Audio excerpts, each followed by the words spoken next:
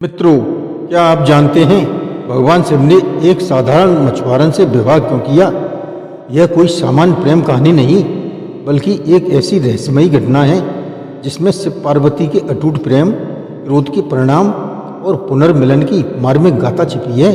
तो आइए जानते हैं इस पौराणिक कथा के पीछे का रोचक और प्रेरणादायक संदेश।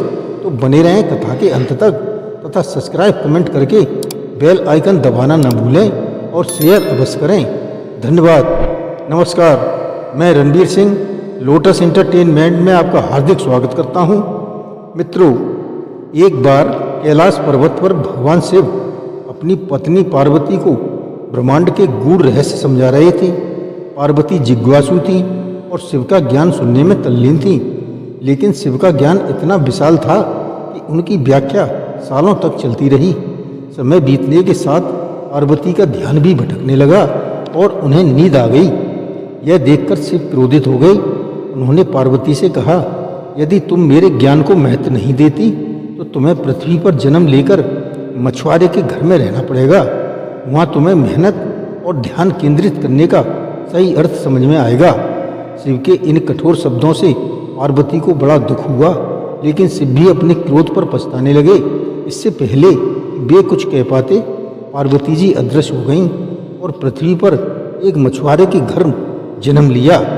पार्वती ने पृथ्वी पर एक नदी के किनारे बांस के टोकरे में शिशु रूप में जन्म लिया। वहां से गुजर रहे एक मछुआरे ने देखा और उनकी सुंदरता से मोहित होकर उन्हें अपनी पुत्री के रूप में पालने का निर्णय लिया। उन्होंने बच्ची का नाम पार्वती रखा। पार्वती बड़ी होकर एक गुणवान और विनम्र युवती बनी। वह अक्सर अपने पिता के साथ मछली पकड़ने जाती थीं और पूरे गांव में लोकप्रिय थीं। लेकिन कैलाश में शिव उनके वियोग में दुखी थे। तब नंदी ने एक चाल चली। शिव के सेवक नंदी ने देखा कि उनके स्वामी पार्वती के बिना उदास हैं, तो उन्होंने एक योजना बनाई। नंदी ने एक विशाल मछली का रूप धारण किया और नदी में प्रकट हुए। इस मछली ने मछुआरों को डरा दिया और उनकी नावें तक पलट दी। मछुआरों ने अपने मुखिया से मदद मांगी। मुखिया ने घोषणा की कि जो भी इस मछली को पकड़ेगा उसका विवाह पार्वती से कर दिया जाएगा। कई युवकों ने कोशिश की, लेकिन सभी असफल रहे। तब शिव ने मछुआरे के रूप में आगमन हुआ। अंत में पार्वती और गांव वालों ने शिव जी से प्रार्थना की।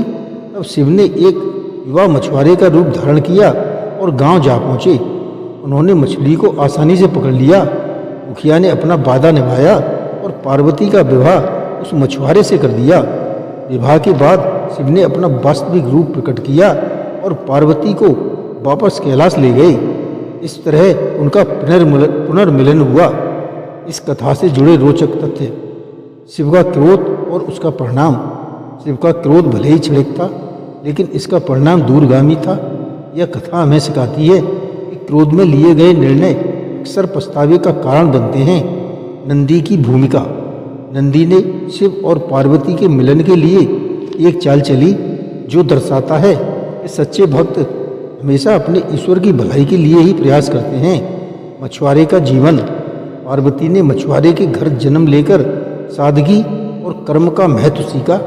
प्रेम की अटूट दौड़। इस कथा में शिव पार्वती का प्रेम दिखता है, जो परिस्थिति में अडिग रहता है।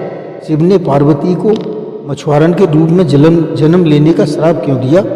शिव ने क्रोध में पार्वती को यह श्राप दिया क्योंकि उनका ध्यान भटक गया था। यह श्राप वास्तव में एक परीक्षा थी। इससे पार्वती को धैर्य और एकाग्रता का महत्व समझना था। नंदी ने मछली का रूप क्यों धारण किया? नंदी शिव के प्रति समर्पित थे और चाहते थे इससे पार्वती का मिलन हो। इसलिए उन्होंने मछली बनकर मछुआरों को परेशान किया, ताकि शिव को पार्वती से मिलने का मौका मिल सके। क्या यह कथा किसी पुराण में वर्णित है? जी हाँ, यह कथा शिव पुराण और स्कंद पुराण में विस्तार से मिलती है। इसमें शिव के क्रोध और पार्वती के पुनर्जन्म और उनके मिलन का सच्चा वर्णन दिया है। यह कथा हमें क्या सिखाती है? क्रोध में लिया गया निर्णय हमेशा दुखदायी होता है। प्रेम और भक्ति हर बाधा को पार कर सकती है। सादगी और मेहनत का जीवन भी महान बना सकता है। शिव और पार्वती की यह कथा न सिर्फ एक पौराणिक घटना है, बल्कि हमें जीवन के गहरे सबक भी सिखाती है। क्रोध पर नियंत्रण, प्रेम की शक्ति और भक्ति की महत्ता है, ये सभी शिक्षाएं इस कहानी में छिपी हैं। अगर आपको यह कहानी पसंद आई हो तो इसे अपने दोस्तों और परिवार के साथ शेयर अवश्य करें। धन्यवाद। जय श्री कृष्ण।